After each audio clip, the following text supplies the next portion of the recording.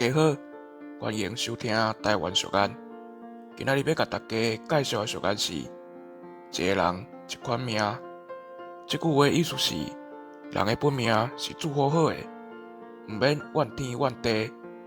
可比讲，有的人出世就甲金汤匙，有的人就较普通。不管是倒一款命，做人拢着爱实在，较要紧。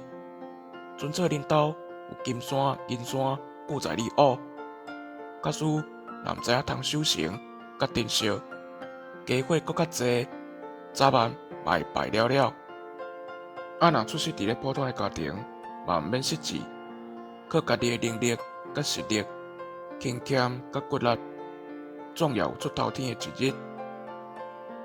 以上，感谢收听。